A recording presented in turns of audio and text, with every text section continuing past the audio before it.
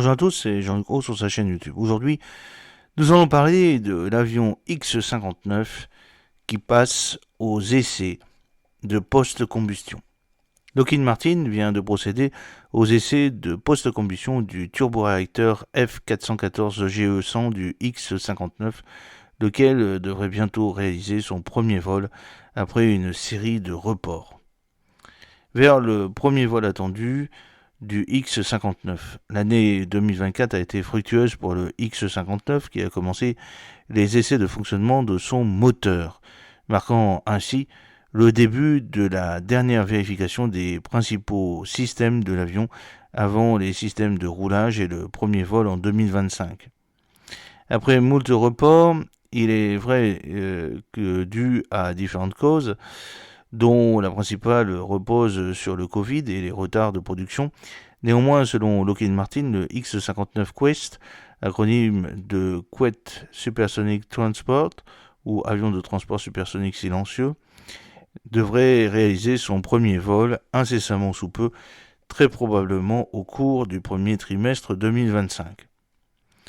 Alors c'est une sortie d'usine officieuse et officielle, c'est à la mi-juin 2023 que le X-59 fit officieusement sa sortie d'usine. Le tout revêtu d'un apprêt d'une couleur proche du vert zinc chromate, et ce dans une relative discrétion. L'appareil gagna la ligne de vol, la flight line exactement, où le X-59 resta un certain temps entre le hangar et la piste à Palm Idol, en Californie. Ce département spécifique du constructeur aéronautique qui n'est autre que celui qui fut à l'origine du prestigieux et fabuleux avions tels que U-2, YF-12, A-12 et autres SR-71, pour ne citer que les plus connus, a eu la responsabilité de la construction du X-59. Toutefois, les essais réalisés au sol en juin 2023 entraînèrent le report du premier vol jusqu'à une date encore indéterminée actuellement. Quant à la sortie d'usine officielle, elle se fit le vendredi 12 janvier 2024 en direct devant un parterre de dignitaires et d'autres administrateurs de Lockheed Martin, tels que John Clark, le directeur général des Skunk Works, comme de la NASA, tel Robert Pope Peirce, administrateur associé pour la direction de la mission de recherche aéronautique. C'est un concept proche du X-29 en termes de réalisation.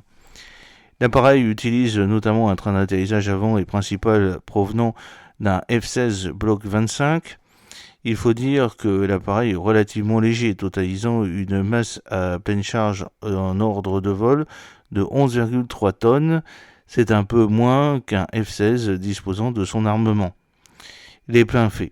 Alors, aussi, le train n'aura aucune peine à supporter les atterrissages de l'appareil. Dans la même veine, des pièces du Northrop T-38 Talon pour la canopée ont été utilisées ainsi que celles du 2 système de propulsion sans qu'il soit précisé quelles sont les pièces concernées. Un manche provient quant à lui d'un F-117, le X-59 est équipé d'une voilure que l'on peut qualifier de généreuse en double delta léger, 76 degrés puis 68,6 degrés, qui s'apparente presque à une aile gothique, presque puisque son dessin est légèrement cassé et moins harmonieux que celui de Feu, le bel oiseau blanc, conçu par Lucien Cervanti. La voilure de 8,98 mètres d'envergure abrite les systèmes de carburant de l'avion ainsi qu'une grande partie de ses systèmes de contrôle. Elle utilise un turboréacteur F414GE100.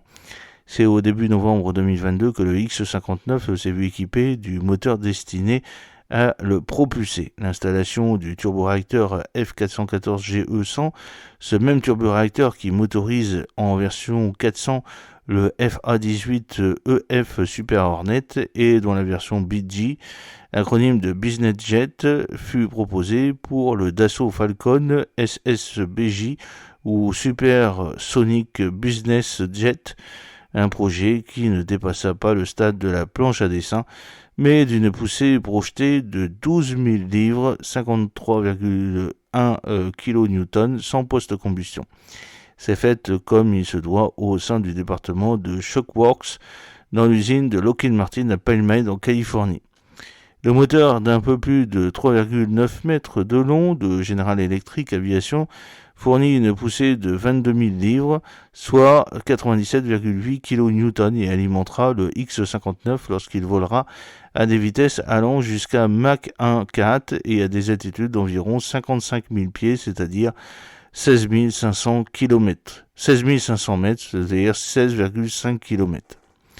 Depuis l'usinage des premières pièces du X-59 effectué à la fin novembre 2018, les entrants à la course au supersonique ont fait l'objet d'une consolidation ou plutôt d'une réduction drastique. Seul restant dans la course, Boom Supersonic poursuit son aventure avec Overture et son démonstrateur technologique, le XB-1 Tri-Reactor.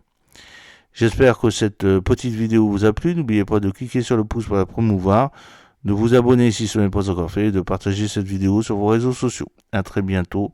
Fidèlement, Jean-Luc Roux.